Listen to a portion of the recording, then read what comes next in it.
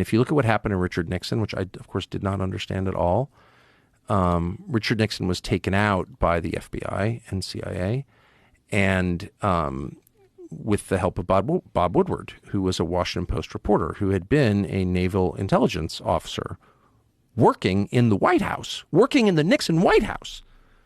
And then he shows up like a year later, and he's this brand new reporter. He'd never been a journalist at all. He's a naval intel officer, the famous Bob Woodward we all revere. And he's at the Washington Post, and somehow he gets the biggest story in the history of the Washington Post. He's the lead guy in that story.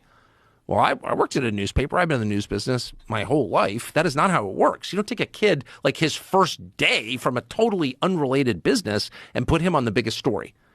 But he was. He was that guy. And who is his main source for Watergate? Oh, the number 2 guy at the FBI.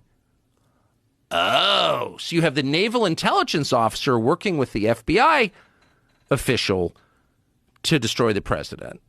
Okay, so that's a deep state coup. What else? How would you describe that? If that happened in Guatemala, what would you say? And yet the way it was framed and the way that I accepted for decades was, oh, this intrepid reporter fought power. No.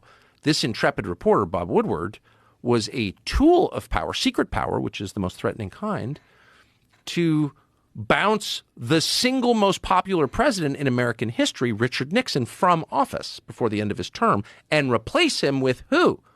Oh, Gerald Ford, who sat on the Warren Commission. Now, how did Gerald Ford get to be Richard Nixon's vice president? Well, because Carl Albert, the Democrat Speaker of the House, told him, you must choose him. We will only confirm him when they sent the actual elected vice president away for tax evasion, Spiro Agnew of Maryland.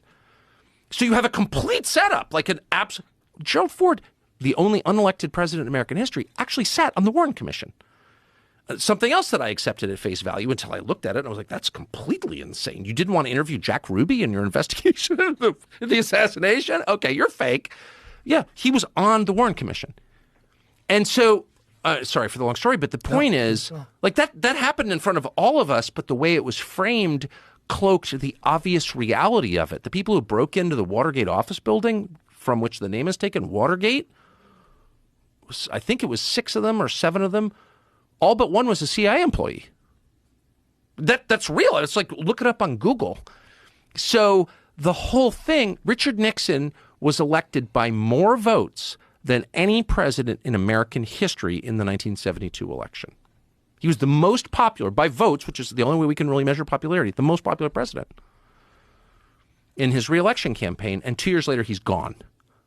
Undone by a naval intel officer, the number 2 guy at the FBI, and a bunch of CIA employees. You tell me what that is. Those are the facts. Those are not disputed facts. That's not crackpot shit.